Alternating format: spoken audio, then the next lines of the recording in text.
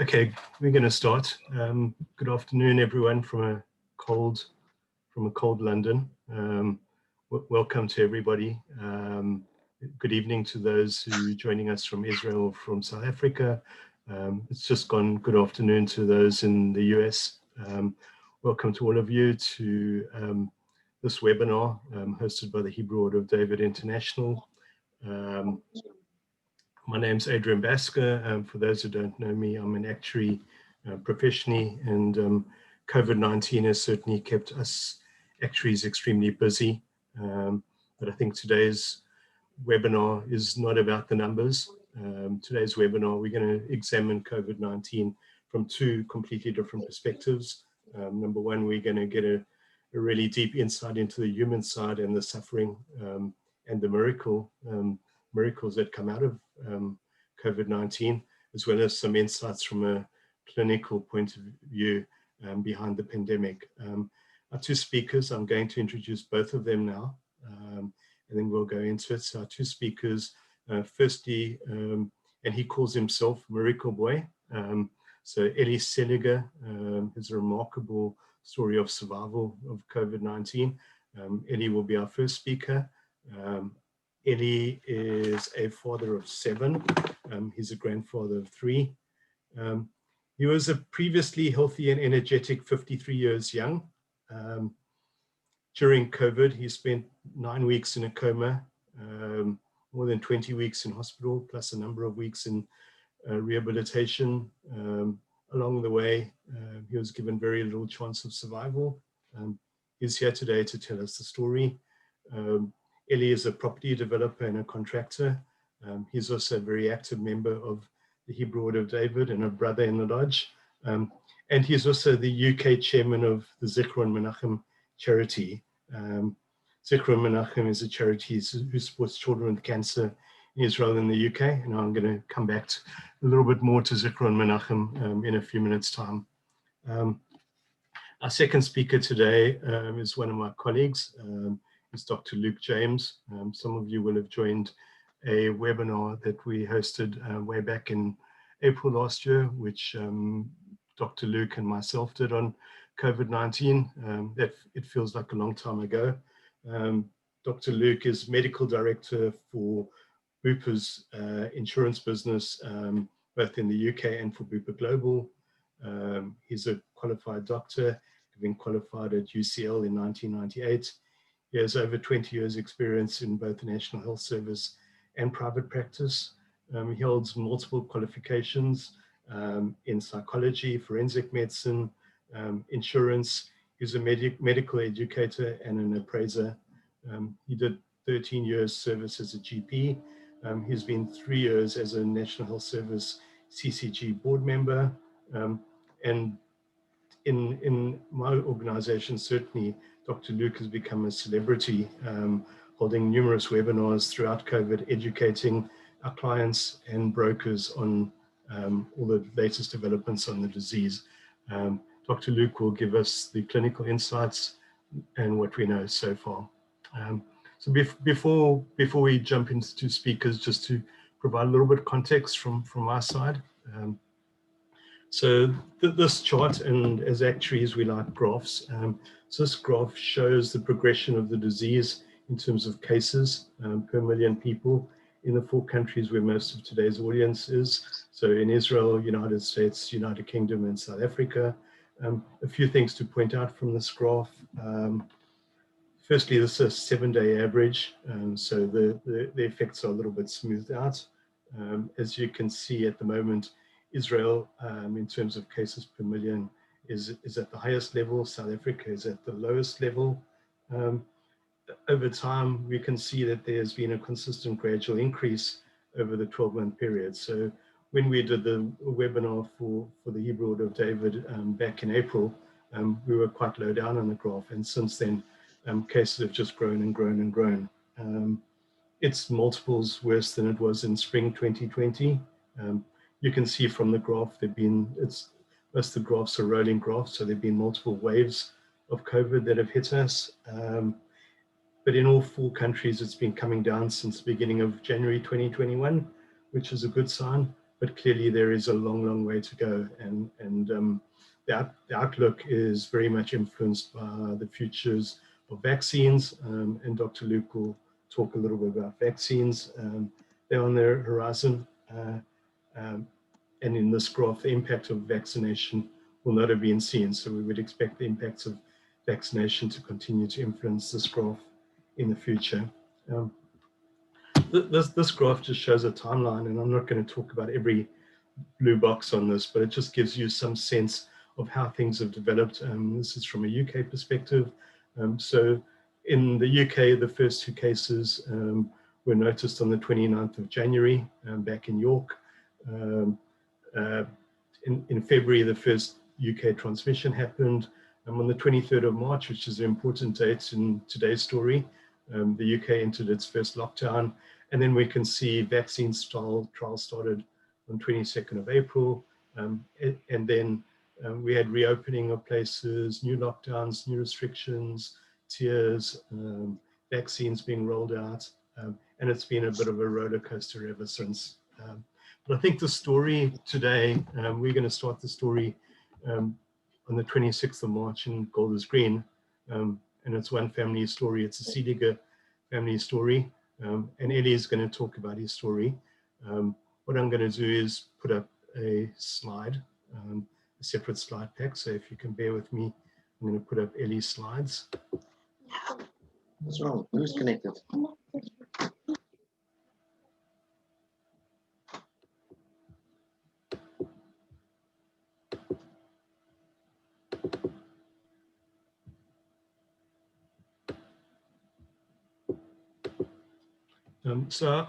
Before I hand over to Eli, I'm going to talk a little bit about Zikr Menachem, which is one of Eli's passions and one of Eli's miracles. He's going to talk about the other miracle, but Zikr Menachem is a miracle. Eli was instrumental in bringing 120 cancer children and 80 doctors from Israel to the UK for a trip of a lifetime to England every 3 years. The last one was in 2019. It's an amazing chesed project supported by volunteers from the Hebrew Order of David International. It's one of Eli's miracles, and we're going to start with a clip, very short clip of less than a minute, taken on the visit in 2019.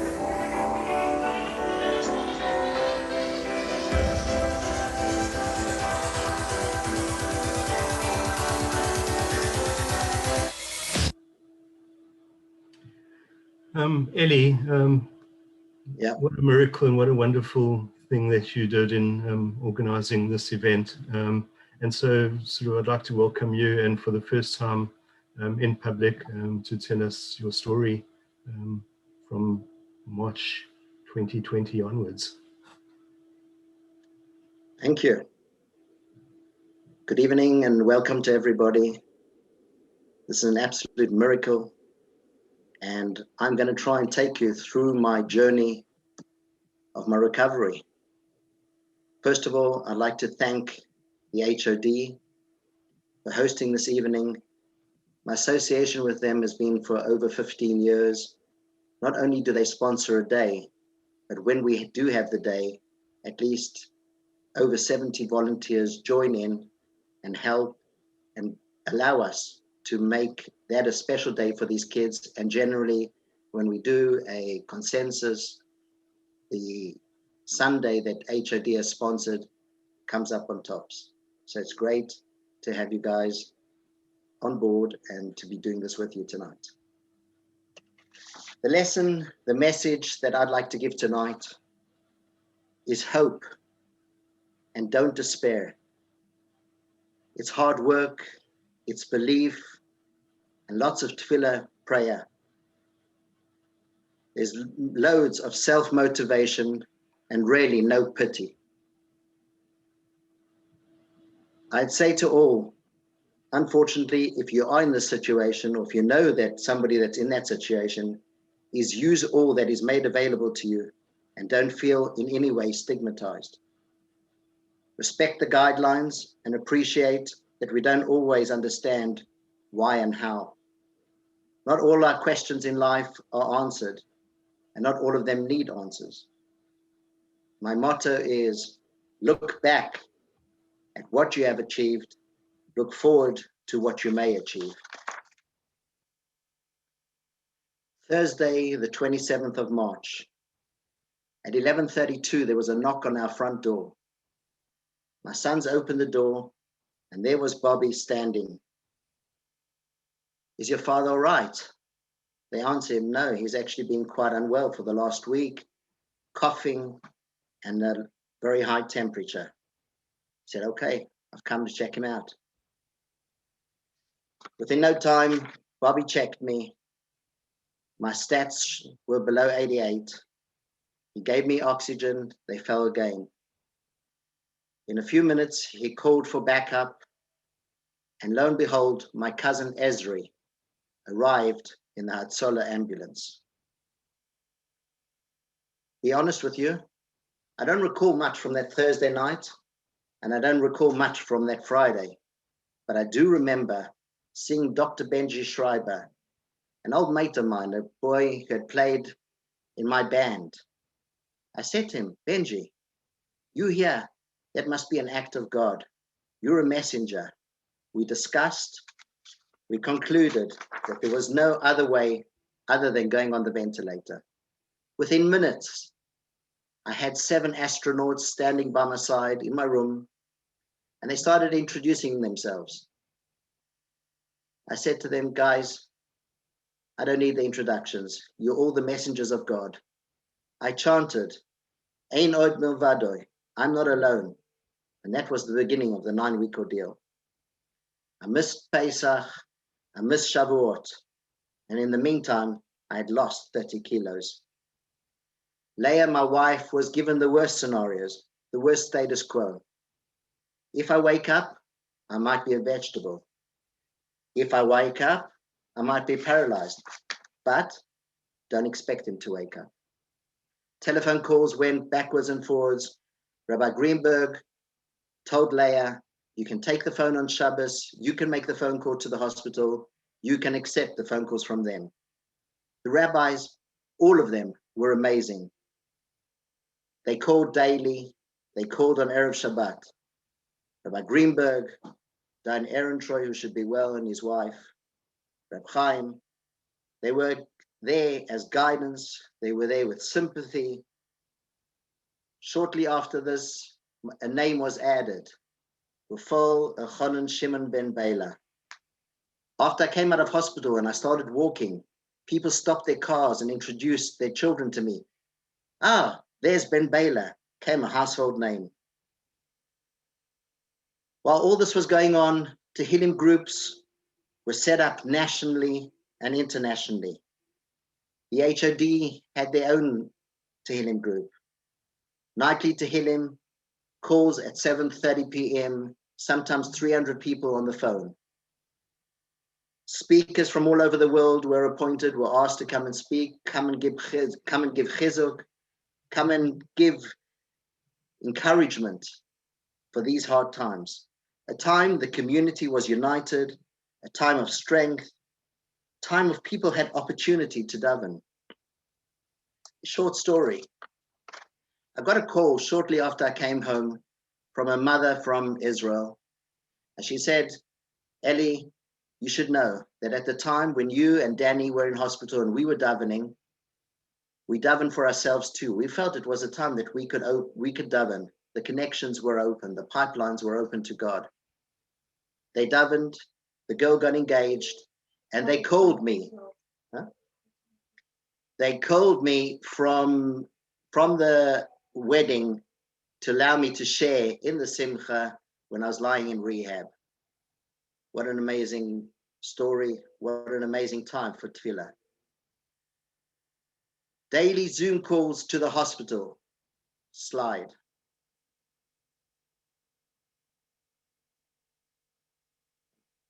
Adrian?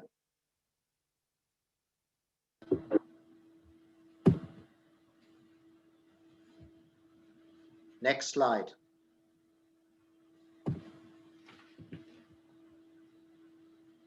Eli, my screen's frozen. I'm trying to do it. Okay. There you go. Thank you. Daily Zoom calls to the hospital. The family was singing.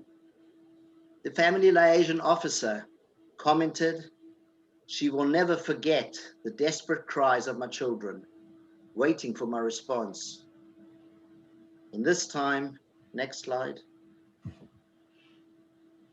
Moishi, our son, decided he launched the Sefer Torah project. Within 36 hours, all the money was raised, all the funds were collected that were needed to write this traveling Torah scroll. This was to be used for special events and occasions. Another initiative from Adina was the sweet packages. These were handed out to kids to encourage them to make brachot. The fact that somebody would answer them, the fact that somebody would say Amen, would be a schus, a merit for Danny and myself for a speedy recovery and a refuah shalema. Next slide. This went national and international. It was a project for all the locals. Next slide. Helping to pack and to distribute. Wednesday, that fateful day, Wednesday, the 29th of April, 12:30 p.m., Leah got a call to come and say goodbye. Leah said, no way, I'm coming to say hello. She begged all, she called to whoever she can to storm the gates of heaven. They drove through every red light on the way. Tehillim round the clock was started. Tehillim groups, individuals saying Tehillim on the roadside. Tehillim was said in the middle of standing in a queue in shops. Many commented, this was a moment they will never forget. A time to ask, a time to plead was felt globally. At 4:08, Leah called in to the Tehillim line and said, next slide, play. I just want to say something. This is Leah. Yeah. Just came back from the hospital. Baruch Hashem, Eli pulled through this crisis. He got air next to his lungs, which mamash, they kimat lost him, and I'm convinced that it's all the tefillahs of everyone that pulled him through this. I was allowed to go into him, and I told him that we're all governing for him, and we need him to come back to us. I need him, my family needs him, my parents need him, our extended family, the Klal Yisrael, everyone needs him to come back. I want to thank everyone for all your tefillas, for your mitzvahs and masim tovim that you're doing, for Refuah and Yeshua, for Chol and Shimon ben Bela, and for all the other cholim. And the Be'ezus Hashem, doctor said the next 36 hours are very, very critical. Be'ezus Hashem, with everyone's tefillas, Eli will pull through. Thank you very much. Amen. Amen. Amen. Shortly after I came home, I had a call from Dr. Jim Down. He was requesting permission that he is allowed to put the story of when Leah was called into the hospital into his book that he was writing to be published by Penguin Books. I thanked him for his efforts, but I made it quite clear to him that while he was working very hard with his team, the prayers were being said all over, and that together they had managed to save me. And I said to him, I call myself the miracle boy. Play. Next slide. Hello, my name's Jim Down. I'm one of the consultants at University College Hospital, and I was involved in the care of Eli Seliger last spring. And as I'm sure he's said, he was extremely sick for quite a protracted period, but one day that I was looking after him was particularly tough. He came very close to dying, to be honest. He had a leak of air around his lungs, which we drained, but in the meantime he became very unstable. And even when we drained it, I was concerned that he looked as if he may not make it through the next 24 hours. So I called his wife in to tell her, and I remember still now sitting in our relatives' room with her and explaining that we were doing everything we could for her husband, but despite that, we're concerned that he was so sick that he wouldn't survive the next few hours.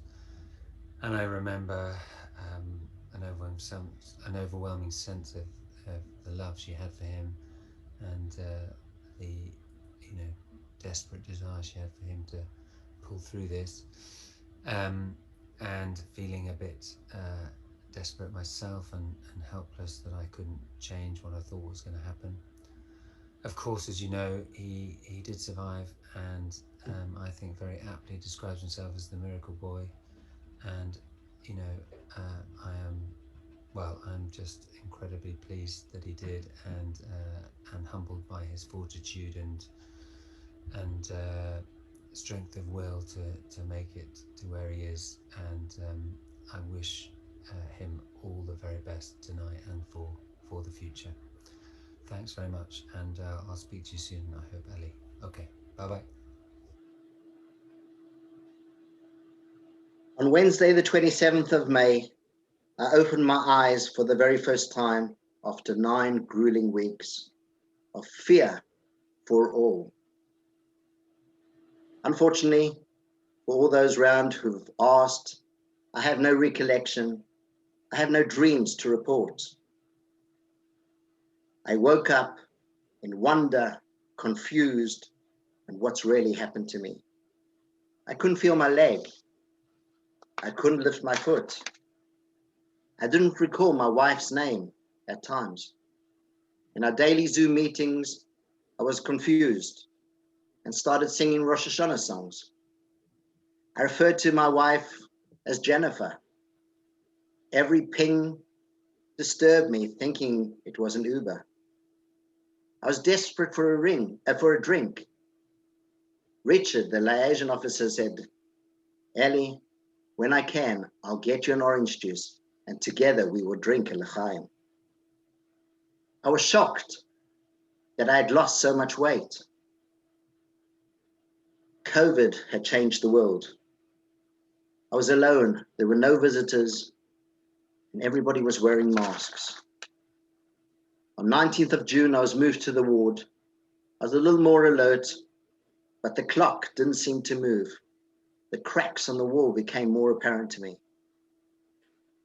They had informed me about the forthcoming wedding date of my daughter Michali. As I had a little physio, I was assured. I asked, will I attend this wedding? Can I get there? And they said to me, well, not sure. We'll see. It may be on wheels. It may be a Zimmer frame. And if you're lucky, it may be a stick. I accepted. Whatever it was, I thought, at least I'll get there. They came with the Sarah Steady every day to do exercise with me. And all I was doing was lifting, standing, moved around to a chair, lifting, standing, a little bit more and a little bit more. And that's the way they built up my strength. The doctors kept doing their rounds. I was hoisted from bed to chair. Shabbos came along. It was very, very lonely. Not nice at all. Shabbos being supposed to be the best day of our week, to me, was no pleasure. More doctors' rounds. Once again, they kept on saying to me, you know, you've been very ill. I said, what? What do you mean I've been very ill? If I've been very ill, then they surely have to thank God for recovering. The next day, there was a shake on my privacy curtain. Hello, I believe you want to know a little bit more what you've been through. I said, yes. He said, well, it may take an hour or two. I said, okay, look, you know, I might as well know what's going on. Well, he started his list. He started reading. He started looking for more and more details. You've had pneumonia 3 times. You've had kidney failure. We've diagnosed ADEM. ADEM is a multiple sclerosis normally found in kids. You'll survive. Encephalitis, lung infection, sepsis, weakness on the left side. Your eyes are blurred. That's it. Thanks for telling me. You've got bilateral optic neuropathy. My left hand was completely numb. It had tingling and constant pain. My 3 fingers on my right hand, the same. I had blood clots. I had seizures, neuritis. On the 11th of April, they put a tracheostomy. I had high blood sugars. I had a pneumothorax. And finally, not in his list, but before leaving hospital, I contracted C. diff. C. diff is an infection which often comes from being in hospital for a long time or from an allergy to antibiotics. I was shocked. I was gobsmacked, but I thanked him for the info. I was taking, and I am taking, 21 tablets a day. On the 3rd of July, a physiotherapist appeared. Never seen her before and never saw her again.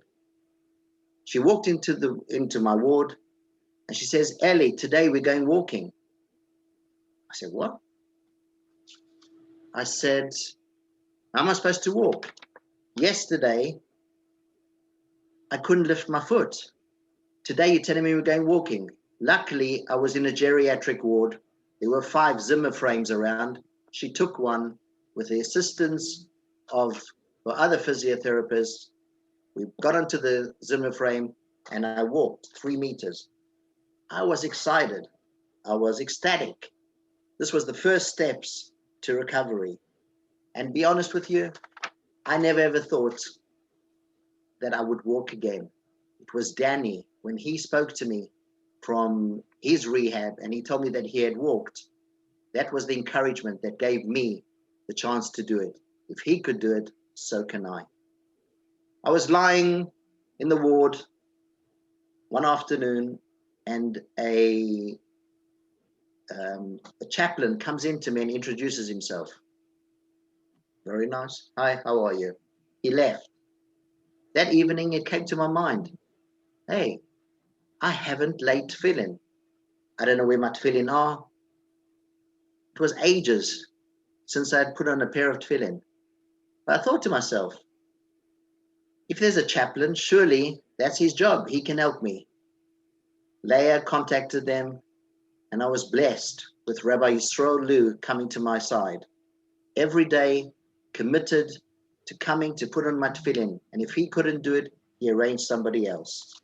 I couldn't lift my arm to put on my tefillin. I couldn't put my hands up to my head to put on my shalosh. But he came. He was a special, caring individual, and I thank him. Next slide.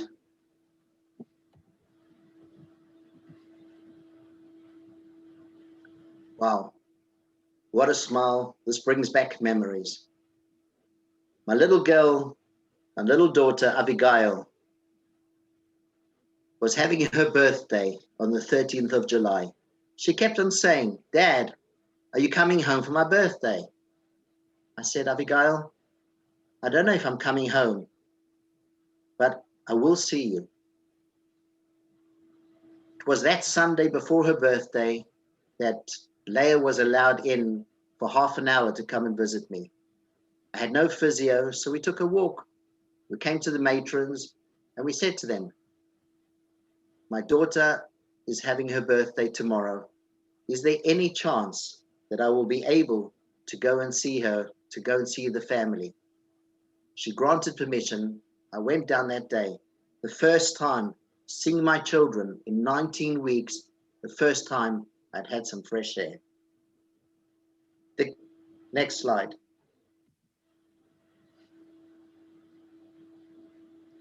The care I got 24/7 was remarkable.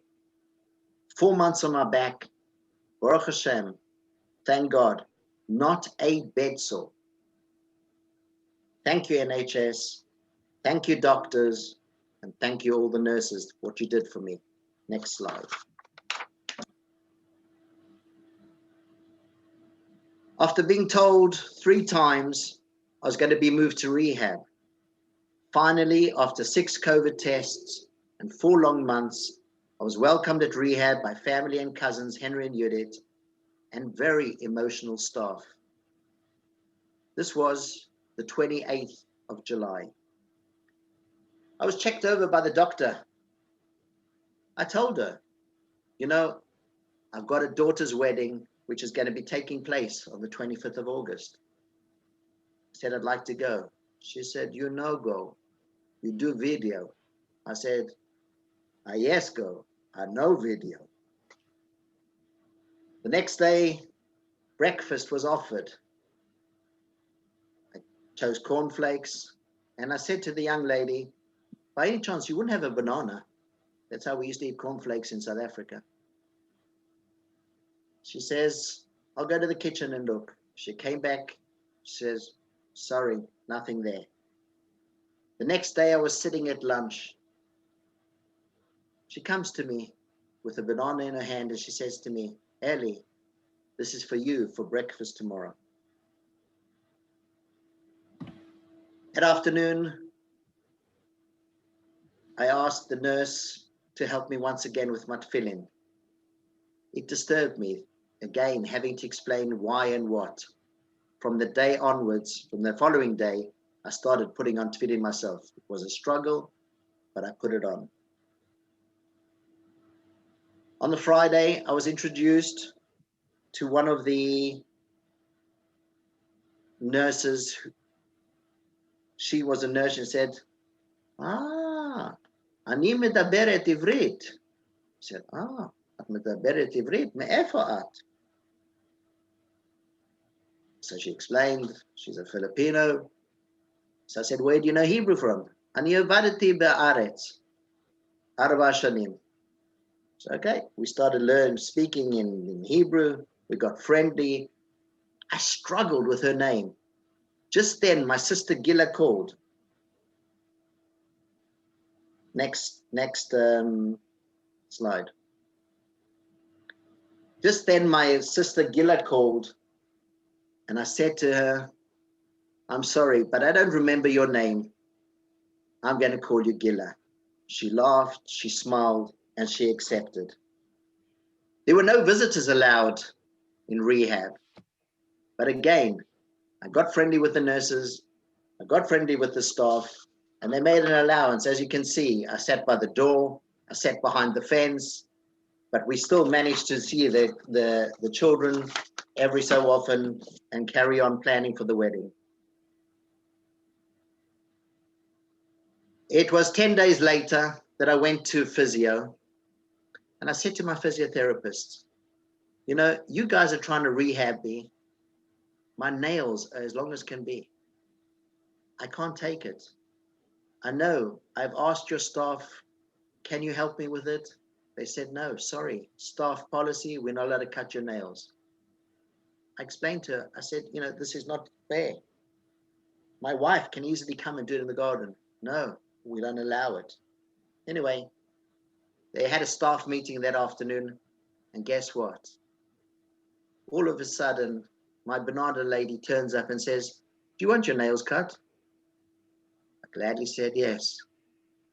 I turned around, she turned around to me afterwards and she pointed to me and she said, Eli, I wouldn't do this for anybody else.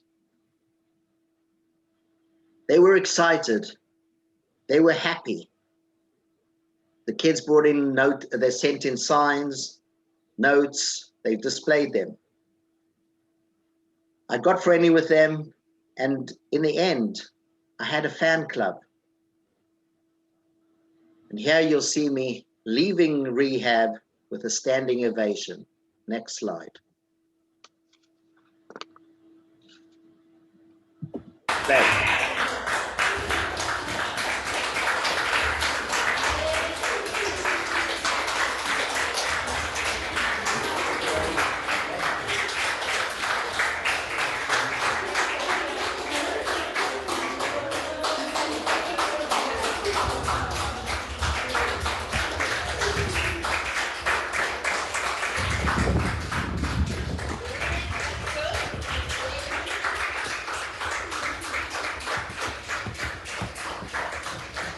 You out, Ellie.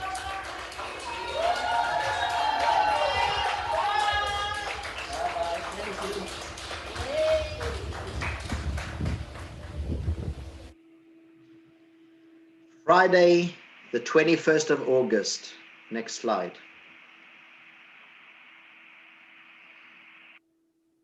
Wow. What a welcome. I was overwhelmed with the turnout at home. I couldn't believe how many people came to meet me on this emotion-filled day. Over 250 people, a festival, music. Next slide.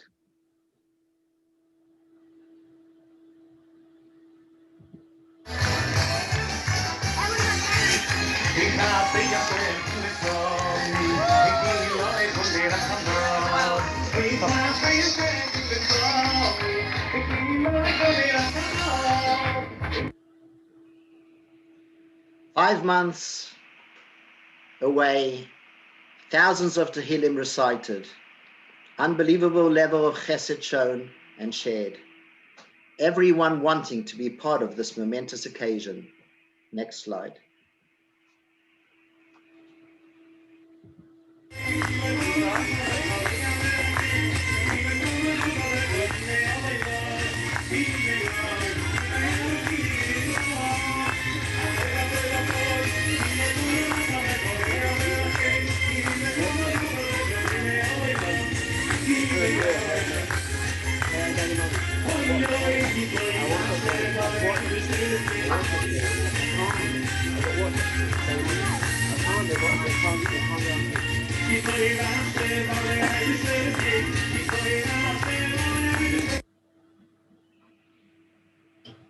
The highlight was to dance with my brother Danny. We had spoken many of a time, but we had been separated all this time. Next slide.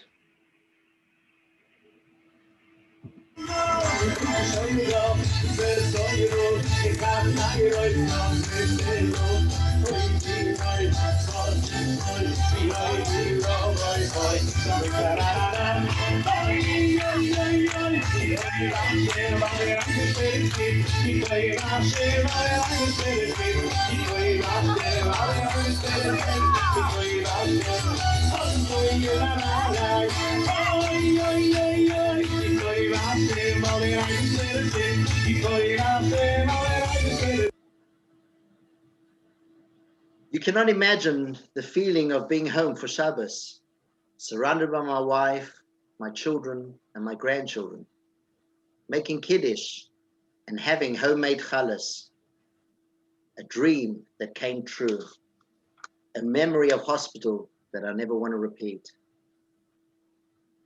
The day that I was desperately waiting for. Next slide.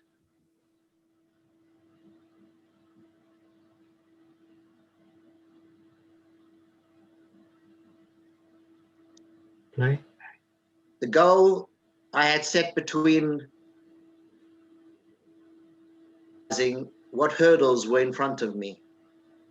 One doctor said, you may not attend. My physio said, you may, but we're not sure how. But Michali, you kept me going. You kept telling me you want me there. Next slide. When you were sleeping, all I said to you was like, she's way now crazy because I'm waiting to get married. And I need to be here. I can't do it without you. So, thank you. In my own mind, I said, I will walk you down the aisle. Short aisle it was, but I did it. Gil and Aaron, thanks for looking after me during the dinner, which I wasn't able to attend. 10 weeks after coming home, I was sitting davening Shacharis. I put my tefillin on and I felt a buzz on my neck. I went to Dr. Adler and he said to me, in his very calm voice, Eli, I've never seen this before. You need to go to A&E. It was 1 o'clock in the afternoon on a Friday and off we went. I never dreamt that I have to go back to hospital so soon again. My resilience being tested once again. I went for a CT scan. I went for an ultrasound. Eventually, the doctor came to explain to us, you've got a fistula, a communication between the jugular vein and the artery. Blood traveling in the wrong direction. This could be fatal. He told me he secured a bed for me. I said, doctor, no way. I'm not doing another Shabbos. We spoke, he agreed. He said, we're concerned, but not worried, but you have to have it operated this week. Sunday, 9 a.m., we went back to the hospital. I was admitted to a ward, once again, all by myself. As Anton advised me all the way through, Eli, sit in that chair. Make sure you're not lying down. Your muscles need to work sitting up. All of a sudden, a gentleman walks into my room, suited and booted. He says to me, Eli, do you recognize me? Before I managed to say yes, before he introduced me, I said, Edgar. He said, yes. We talked. He was an old customer of mine, but he was an anesthetist in Royal Free. He talked, he told me, thank God they've had another child. I phoned his wife when I came out of hospital to compliment her. She says, Ellie, you cannot believe, I've never seen my husband so emotional when he came home to speak to you as he was at my father's funeral. The matron that was on that day came and introduced herself with the anesthetist for tomorrow. She said to me, Ellie, you've had a rocky ride, a rocky year. We want to make sure that there's a bed for you in ICU when you have your operation. I said, fine, sounds good to me. Royal treatment once again. Whoever heard that I'd come to hospital who treated us, the brothers, Danny and myself, at the time when we went in. We were there at the same time. We arrived the same night. We were admitted at the same night, on the same night. Those that were there came to say hello. It was nice for them to see somebody still coming back. Statistics have been shown. In my age group, only 31% of people that went through ICU got out. In Danny's age group, only 19%. What a miracle. Anyway, finally, the next day I was taken down for the operation at 1 p.m. I was told it's going to be 3 hours. I couldn't believe it. The next morning, when I woke up, it was 4 o'clock in the morning, 15 hours later. I was traumatized. I couldn't speak. I had a tube down my throat.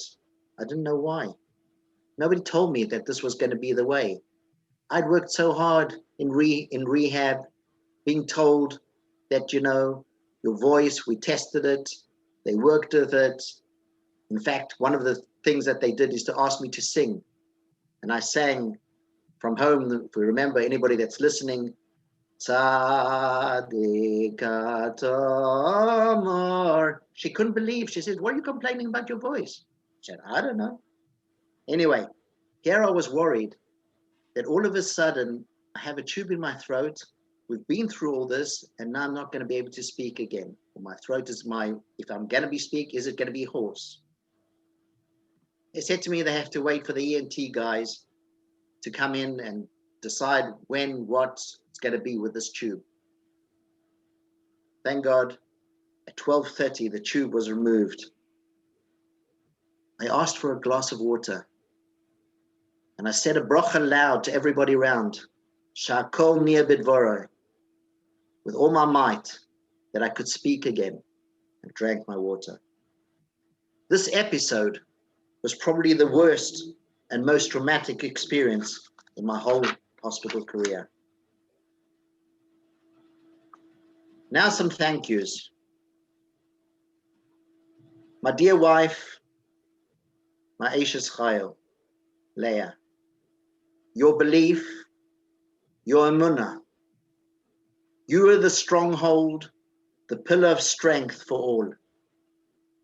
People who came to the door were amazed at how you were able to hold the situation, hold right through. You had to learn the medical terms. You were listening to the doctor's forecasts, but you kept reminding them, not yet. He will walk. He will wake up. He will be able to move. Dealing with finances, the unknown, the kids, Zoom lessons, we all kept going. What a wonderful lady you are. Next slide.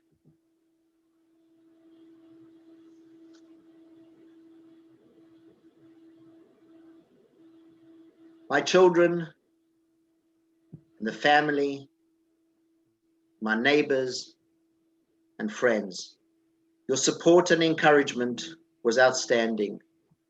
Ruti, Leah's private chauffeur, Judith, the meal coordinator, Rochel, the devoted shopper, all my walking partners who have got me to where I am. Brian Cobran, for giving me the belief, for helping me to see again with the right glasses. Chana, my private personal trainer, your commitment, you're undeterred, the phone rings and you don't answer it, your planned way that you're going to work with me. To Dalia and Michal. Dalia and Michal are my physiotherapists 5 times a week. Without you, I don't know where I would have been. Dalia, your moral support right the way through, a shoulder to cry on, and always giving the right advice. Miriam, my OT. It's only 2 weeks ago from the message that you sent me. Eli, why not try davening? Why not try and stand when you're davening? To Anton, the rock of my salvation. All those phone calls that you made to me while I was in hospital, when I was in rehab, coming to me on Tuesday nights, the program of exercise that you sorted out. To Wayne for jumping into my business, going onto site and sorting out what was needed, for sorting out the daily exercise program. To HOD once again for hosting this evening, and of course the bike you hired for me. To Adrian and Lawrence for arranging this evening. To my brother Danny, your example, your strength, you're showing me what a fighter really means. To Khani, your moral support and experience of an ICU nurse kept Leia going. That was really very, very important. To Hatzola, the devoted members, to hospital kosher meals and bedside kosher for the food that you provided. During this period, I coined a new phrase. Up to now, I was a giver. Now, I'm a user, but not a taker. Rabbi Greenberg, with the Monk's Welfare Fund that you set up to help me, to see us through, and to allow us to continue. To Ezra and Marpe, their packages that you sent me every Friday was enough to feed an army. Staff were all impressed. The furniture that you supplied, the accessories that you gave me. WST, Woodstock Sinclair Trust. Every Thursday there's a collection in Shul. I never dreamt, I never understood where this goes to. But no, it's not just a matter of a collection. You called every week to Leia to see, do we need anything? Does she need anything? How can they help? To all of you tonight who have been with us on this long journey in prayer, in good deeds and support, you have made a difference. You have given me a new lease of life. Shechiyonu v'kiyamonu v'giyonu lazman hazeh. Thank you. Thank you very much, Eli. That's absolutely inspirational, and yeah, what a story. We are going to take some questions for Eli, but we're going to take questions at the end. So I'm going to move swiftly on. The hour is late, and we're going to get the clinical insights from Dr. Luke. I introduced Dr. Luke at the start of this webinar. So without further ado, I'm going to hand straight over to Dr. Luke. Dr. Luke, if you can unmute yourself as well, please.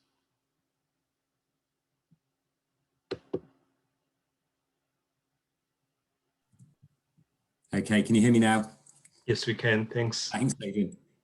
That's great. I've just shared my screen. Oh, I think you may have disabled my screen sharing, Adrian. But okay. I think just first thing to say, Ali, and to everyone, thanks for having me along. It's a remarkable story of survival, and honoured to be invited along to talk to you today. Really don't know how to follow that really, but I think it's really important we remember that we often focus, and certainly I do, in all of my discussions on the population messages, the data. We hear about deaths per day, we hear about hospitalizations, but it's really important to remember behind that data there's human beings and there's stories, both patients like yourself, but also the doctors. You know, it was good to see Dr. Jim on there talking about, you know, him facing those difficult and agonizing situations as well. So yeah, it was phenomenal to hear. So what I thought I'd do is just take you through some of the I suppose what we know and what we've learned over the last 12 months, really. You know, this emerged as a new disease, and therefore we didn't understand its mechanism of action and the kind of things it was causing. If we just pop onto the next slide. And therefore we didn't know how to treat it either. And so we've learned so much over the past 12 months, and I think it's important to share some of that with you as well. So I'm going to cover several areas, and as I say, I'm happy to take questions at the end and just cover them in very high level, but just to give you an idea of where we are. So something around the current numbers, what the country comparative data looks like. Around the treatment of COVID-19 is really interesting where we've moved to on that. As I say, it was a new disease. We didn't really understand it. We now know there's lots that we can do to support people who suffer from the more severe COVID-19. I'll talk a bit about the vaccines, and then just some long COVID insights. You'll be hearing quite a bit about this over the coming months and years, I imagine, as we understand more about the impact of the virus that causes COVID-19. Next slide, please, Adrian. So this was just to highlight where we are and really, just the impact this has had in 12 months. It's quite astonishing. This was from data from last week, but over 2 million deaths related to this SARS-CoV-2 virus, and over 100 million cases confirmed. And of course, for every death that we have recorded and confirmed case we have recorded, there's a lot more behind the scenes that may not have been tested, may not have been recorded properly. So we expect the impact and the death toll and cases to be probably a lot higher than what we're seeing on these numbers. Next slide, please, Adrian. So this was just to highlight some of the comparative data between the countries that we've seen, since I last spoke to you. This is fascinating. Why is Spain and the UK and Italy, why are we all up there with, these excess deaths and high rates of death, related to COVID compared to other countries? And lots and lots of theories, as you can imagine, have been put forward as to why this is the case. And I think the bottom line here is it's going to take a long time for us to really understand why that is the case and what the data is really showing. Lots of reasons for this. If we just jump onto the next page, it just gives some idea here of what we're kind of looking at in terms of, I suppose, factors that may play into why we got such a bad hit in the UK. And clearly we know that the genetic makeup is a factor, and how you respond to the virus and have a very bad immune response to it can play a role. Underlying health conditions, so diabetes, obesity, cardiac problems can all play a role. The age of the population as a whole, we've got an elderly population, an aging population in the UK.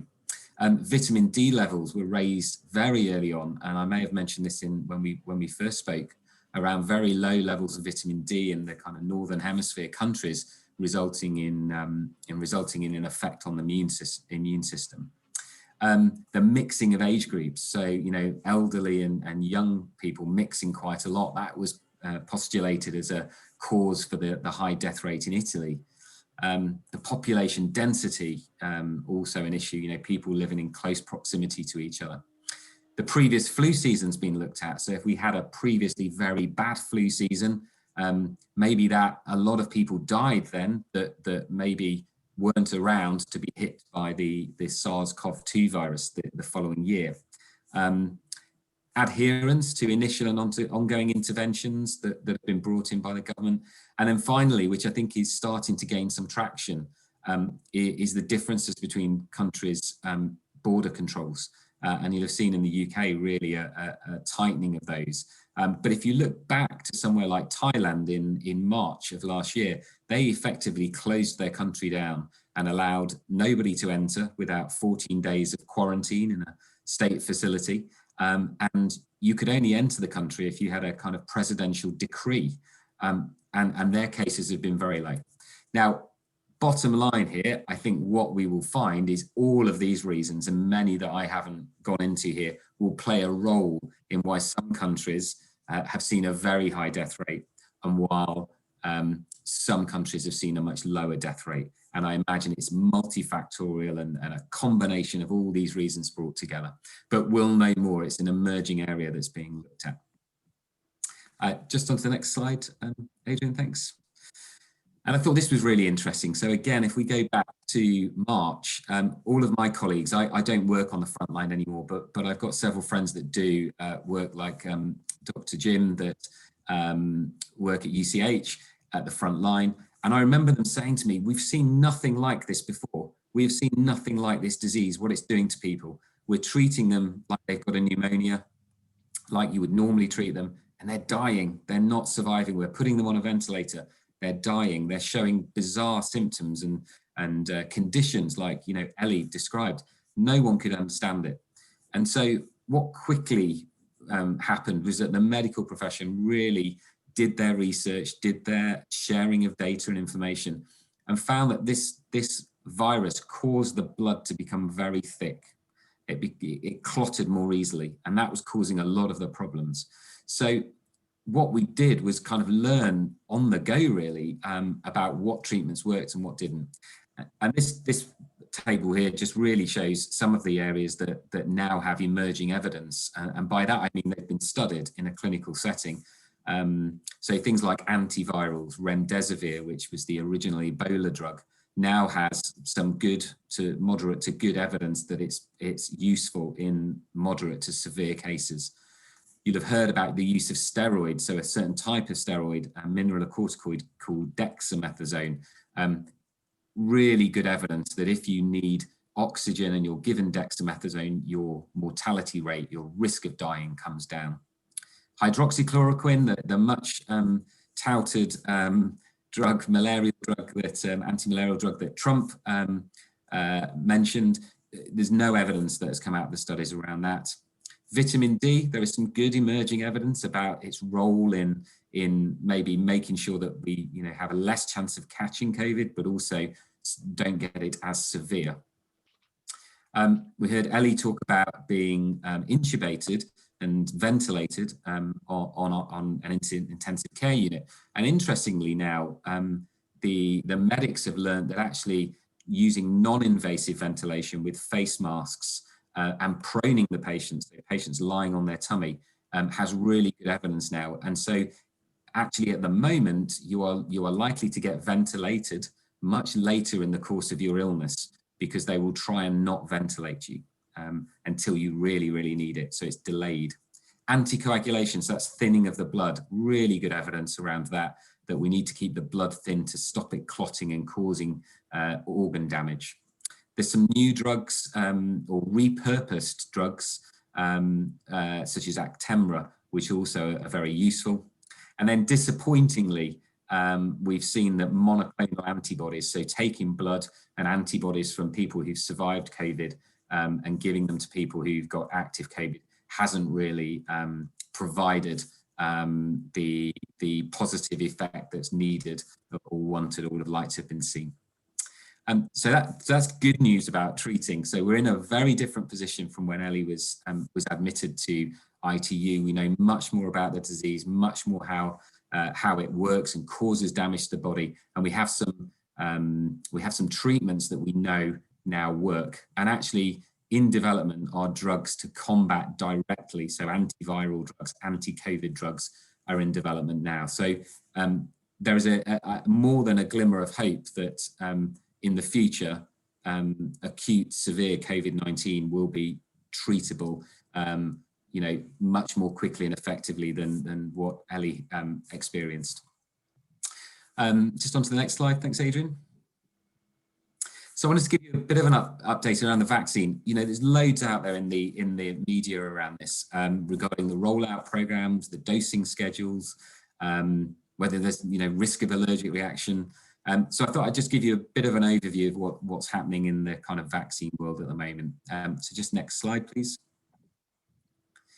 Now I thought this was interesting. So this was a survey that Adrian kindly shared with me, the outputs, which show that, you know, when they looked at the population in the UK and surveyed adults, 78% said that they would be very or fairly likely to have the COVID-19 vaccine.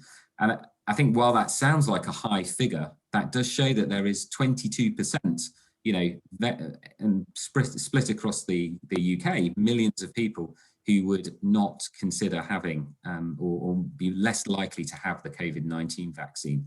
which shows there is a concern out there around you know, what the vaccine is, what the vaccine does, and some of those kind of conspiracy theories are gaining hold in different communities. So it's still a worry, because obviously the vaccines are the way out of this crisis. Next slide, please. So this is taken possibly about 10 days ago now, but this is around the rollout, and as you will know, Israel have hit the ground running with this and done an absolutely phenomenal job. We're not that far behind. This is 2 weeks ago now, so we're catching up, and we're doing quite well in the UK. And as you'll know, there's lots of concern elsewhere in Europe around the rollout and in other countries. And you know, the danger here is we do revert to some of what we've seen, which is you know, this kind of vaccine nationalism. You know, we know that the best thing is to target people who most need the vaccine, and I'll come on to that, and get them vaccinated quickly. Will have the greatest effect on global society as a whole. Next slide, please. So this one is just mentioning the vaccines that are now available in the UK. So we've got the Pfizer vaccine, the AstraZeneca vaccine, and the Moderna vaccine. The last one of these is not available at the moment. I think we're due to get supplies around March or April. As you will know, the Pfizer and the Oxford AstraZeneca vaccine are the ones being rolled out. And the Pfizer one is the one that needs really cold temperature storage, so creates logistical problems for people to administer, store, and move it around the country. But as I say, in the UK, we're doing really well at getting this vaccine into people's arms. The dosing schedule is quite interesting, so lots of debate on this. And you know, if you ask 100 doctors, you'll get 200 different answers around some of these approaches. So we've delayed the second dose of the Pfizer vaccine, and there's some concern about whether we'll lose the effect. You know, I think we have to go with the Joint Committee on Vaccinations that advises the government. They're an independent body. They've studied the data, and their approach has been to vaccinate as many people quickly with the first dose as they can. And I think there's about to be some evidence published around that in the next week or two, that it really isn't doing much harm. Just onto the next slide.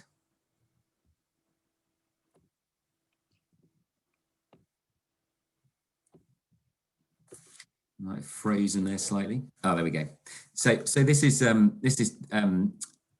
really interesting two questions which I keep getting asked on pretty much every talk I do, which is, why is the UK targeting the vaccinations at the at-risk groups, the vulnerable, and why didn't we go in and vaccinate the working age group, the students, get the schools open, get the economy up and running, get society opened up earlier? Why didn't we do that? I think the first thing to say on this slide is just to look at the cumulative death data that you can see here. And these are the vaccination groups that are being targeted. And you can see the impact is considerable in these groups. But I think if we just jump onto the next slide.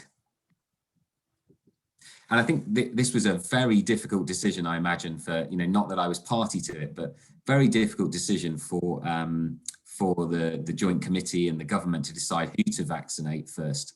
You know, do you get the country up and running, get young people vaccinated, or do you vaccinate the vulnerable? And really that decision came down to the fact that when they did the modelling, which I'll come on to, that modelling showed that by vaccinating younger people, working age population, we would not get the impact on hospitalisations and on deaths quickly enough. And therefore, potentially, the UK's National Health Service would fall over and be unable to cope. This is a slide I may have shown you previously. Sorry, it's very small. There's a bit of scribble on the slide. I don't know if you're seeing that as well. But I can't get rid of the scribble, unfortunately. But no problem. They're not the attendees to scribble right. somewhere else. That's all right, no problem. So you can see here, I've just put 3 red arrows on there. This is showing these little kind of black dots. If you look at those, the further to the right is the more or higher chance of you dying if you get COVID. And you won't, if you can make that big, you'll be able to see that if you look at that first red arrow, that shows that if you're over 70 to 80, your risk goes up 10, 12 times of dying.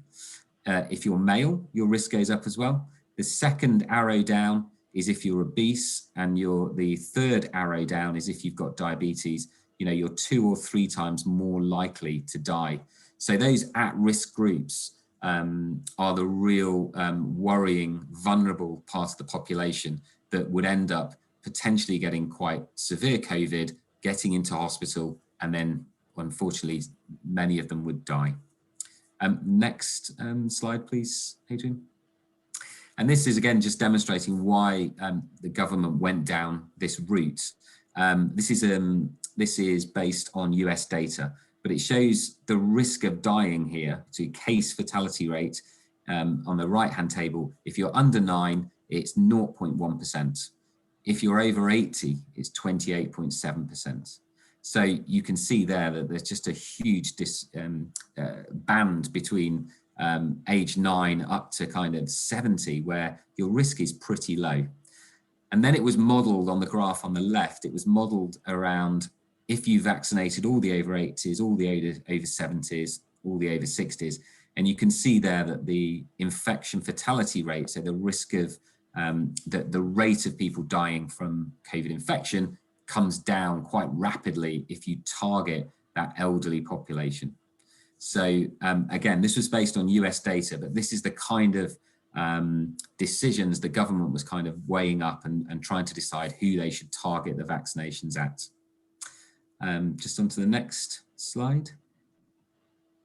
So this is another slide Adrian shared with me recently, and this is some work done by a group of COVID-19 actuaries response group, which Adrian is part of, and this again shows the impact of vaccination. It's just chopped off, I'm afraid, the dates at the bottom, but as you come across and begin that vaccinating, your cases drop by 15%, your ICU admissions drop, your hospital admissions drop, and your deaths drop. And this is, I suppose, projecting forward what we hope to see. Now, on the next slide, I think it should show, it's not, it's on my other one, I'm afraid. There's a great slide, which I don't know whether it'll let me share my screen, Adrian, no. So it's a great slide, which I will pop in the chat, which is data that's just come out from Israel on their program. And it's showing a really, really positive effect from their vaccination using the Pfizer vaccine on hospitalizations in those that have received the vaccines. It's really quite a remarkable slide, and I think really gives us a real hope that the vaccinations are going to have the impact we want them to have. But I'll maybe share that around in the chat group afterwards, or over to Adrian in a moment.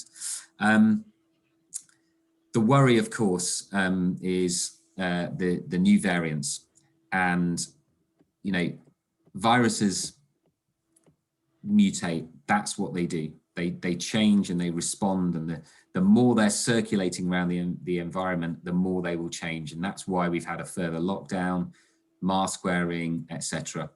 And you know, that's going to happen. So we shouldn't be too alarmed by the fact we're getting variants. That's going to happen. At the moment, we've seen this UK variant. You'll have heard of the Brazilian variant called P1, and there's a South African variant called B1351. And the concern is that these new types of COVID, these new variants, transmit more easily. So will pass from person to person and stick much more easily. They could be resistant to the vaccines, and they may cause more severe disease and death. And I think the first thing to say is, again, a lot of this is emerging evidence. We don't know yet for sure what many of these variants will cause. We know that the UK variant is likely to be much more transmissible. It just passes on a lot easier. We don't yet know whether it is more likely to kill you or cause you to have severe disease. What we do know about the Brazilian and the South African variant is it looks like they are more resistant to the current vaccines. And that's because they have these mutations in the spike. So you'll have all seen the pictures of the coronavirus with its spikes, and that's what attaches to the human cells. And the Brazilian and the South African variant have a mutation in that area of the spike. And that's what the vaccine targets. So that's a worry. However, and again, I think we need to remain upbeat around this, is that now that we have the basis for the vaccines, we've produced all of these vaccines, they can be now very easily tweaked to respond to these variants. So I think as much as you will read in the media that this is a real worry, it is a worry, but we've got through the past 12 months and we've produced vaccines on a timescale like we have never imagined before. It's normally 10 years to produce a vaccine, and we've produced how many in 6, 7, 8 that are now into market. You know, there's the Russian one, there's the Chinese one, we've got 3 in the UK. We've produced these within a year. So we should be really, really positive that we can respond to these variants, and then we can tweak the vaccines we've got. It is very likely that we will need to have a vaccination program very much like we do for flu. So an annual vaccination against COVID is a very likely outcome. And then the vaccinations will be tweaked so that they match the variants that are circulating in the local environment.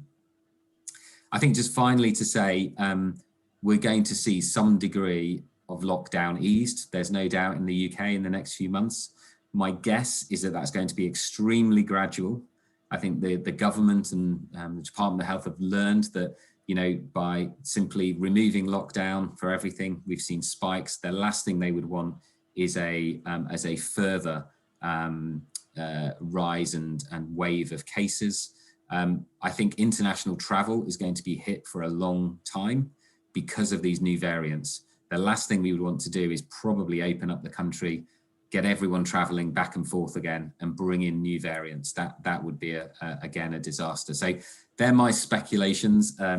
Not sure if what will come of that, but my expectation is a gradual loosening of lockdown, followed by, you know, a much tighter control on our borders.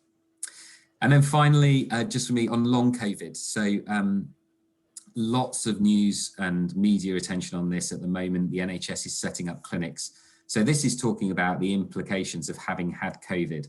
And I think if we just park the more severe end of the spectrum, you know, if you've been in hospital or worse, you know, like Ellie, been in hospital and been intubated, there will clearly be health outcomes and you will need rehab after that. But what we're also seeing is a picture of people who've had mild COVID infections, and some who may not have even known they've had COVID develop problems that are now being described as long COVID. And they are a multitude of symptoms, from fatigue, from brain fog and confusion, to digestive problems, to difficulty smelling and tasting, fatigue, and these things are being reported in increasing numbers of people who have had a confirmed COVID infection and 3 or 4 months later are still suffering some kind of symptoms. So again, all of this is emerging clinical data and clinical evidence, but we are likely to see more and more discussion of this in the months and years to come, as we see the effect of COVID-19 infections are having on people, even in people who didn't have it very severely. So it's a kind of watch this space on long COVID, but it will gain increasing traction, I think.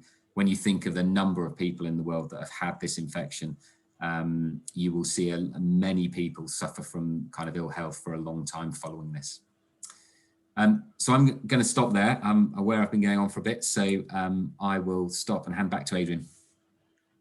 Great, thank you very much, Dr. Luke. It was fascinating, informative, and sort of very much covering very current issues and sort of as well as the outlook. We are going to allow a little bit of time for questions. If sort of given the number of participants on this, we're going to use the chat for questions. I think there have been quite a lot of questions and comments along the way throughout the chat. But if I can just start with a question, and actually it's to you, Dr. Luke. So I think we heard in Ellie's story that sort of prior to the 26th or 27th of March, he'd been feeling unwell for about a week.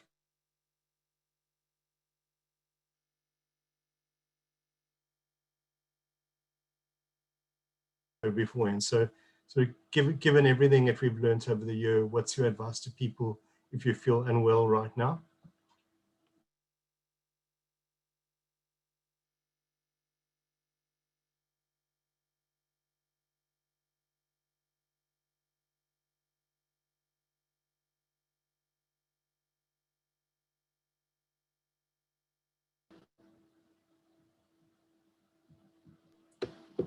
Sorry, Adrian, I think you've got me muted from your Sorry. end. You're controlling it well. Sorry, I only caught the end of that, but I think about people who maybe were feeling unwell at present. What's your advice to people feeling unwell now? What should they be doing? Yeah, rather than waiting till blood oxygen levels fall to dangerous levels? Yeah, so I think the number one message here is that the system is open. The NHS is open for business. So there's been a lot of concern that people are not accessing healthcare when they should for everything. But certainly if you have any of those symptoms, so, you know, the shortness of breath and the cough, persistent cough, you need to seek medical advice.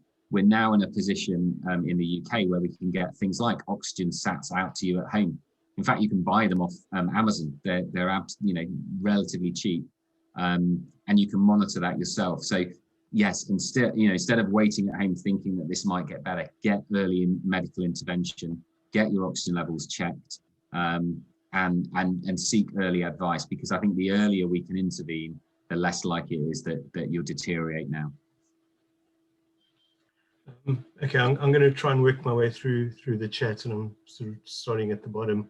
There's a question around pregnant women, and there are lots of mixed opinions on pregnant women and taking the vaccine if you're pregnant. Yep. So for some of the vaccines, there is concern about giving the vaccine because it's not been produced in the same way as traditional vaccines. So the Moderna vaccine is not produced in the same way, and it will depend on the local licensing whether they feel they have enough data and evidence around use in pregnant women.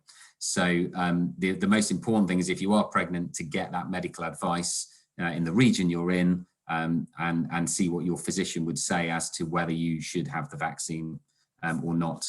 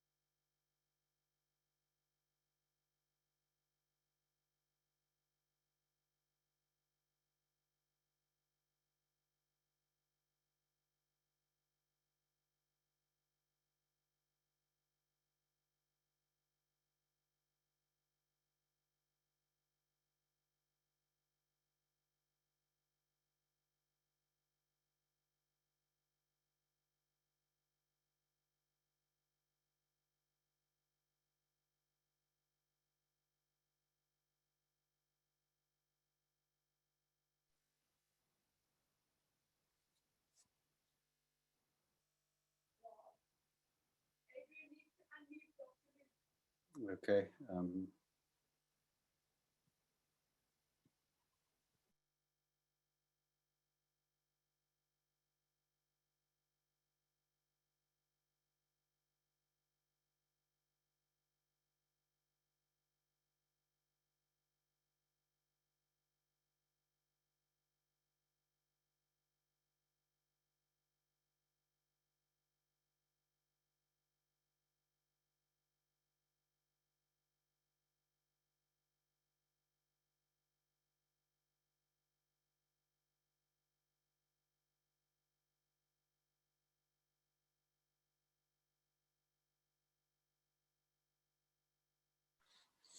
Hi, Adrian. Is it possible to unmute Dr. Luke?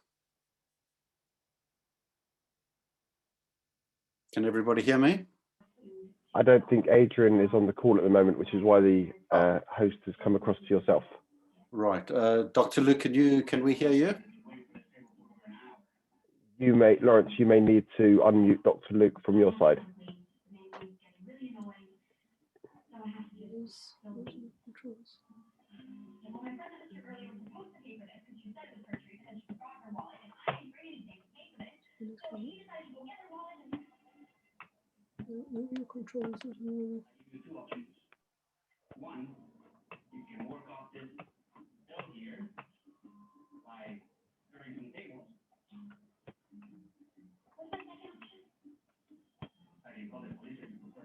Hi, can you hear me now? Yes. So. Yeah, sorry, I lost Adrian and I think he has to unmute me. I can run down and see if picked up any of the questions off the chat. I think that's what Adrian was doing anyway. So we've got here, what supplements can be taken before the virus gets a foothold to ensure things don't deteriorate? Well, there's no evidence that supplements of any kind will necessarily affect either one, not catching the virus, or two, getting worse from the virus. What there is around vitamin D is some emerging evidence that a lot of people who were admitted to hospital with severe COVID had very low vitamin D levels. And so making sure that you keep your vitamin D levels up, simple supplement most days is sensible. And actually the Public Health England recommend that anyway within the UK. So they recommend adults to take a small dose of vitamin D during the winter months anyway. There's a question on here around anaphylaxis, so an allergic reaction. What does somebody do around the vaccine? So again, the first thing to note here is that the CDC has just published some data that show that the risk of a severe allergic reaction that could kill you, but is treatable and so manageable, is the risk is about 11 people getting an allergic reaction in 1 million doses of vaccine given. So 11 in 1 million chance of getting an anaphylactic reaction, which, remember, can be treated. And they normally happen in the first 15 minutes or so after you've had the vaccine. So that's a pretty low risk. If you compare that to another risk, so your risk of being knocked over by a car in the UK and killed in the next year is about 1 in 20,000. So you can see that the risk of the vaccine around an anaphylactic reaction is actually very, very small. And when we compare it to other risks in life, it shouldn't put people off. If you've had a previous anaphylactic reaction, you should clearly discuss with your doctor and make the doctors or the vaccinators aware that you've had a previous anaphylactic reaction. Dr. Luke, one more question that came through on the chat was, there's a lot of talk about wearing double masks now. And I think in Germany, they're talking about only wearing N95 masks. Is that something we should be looking at? Yes, I think it is. I think what's fascinating, and I'll hold my hands up here, this time last year, I was following what was the Public Health England advice, the World Health Organization advice. At the time, we were briefing our colleagues and the public saying that masks were no good. Masks didn't work. They didn't protect you and they didn't protect anyone else. And we went out with that message. Clearly what's happened then is we've done a complete about turn on this. And the evidence has come through that mask wearing does provide some degree of protection for both the wearer and other people. Now there's 3 kind of grades of mask. And you've got your kind of basic fabric mask, which will stop some transmission, but it's those higher end called FFP3s that are the big masks with the respirators on that clearly are the best ones, but aren't practical for everybody to have and wear, and aren't really needed unless you're at the kind of front line of dealing with patients who you know have got COVID. So the recommendation was to wear a fabric mask. Now the evidence being looked at is whether actually that's going to be enhanced to either double mask wearing or moving up to the kind of the FFP2s masks.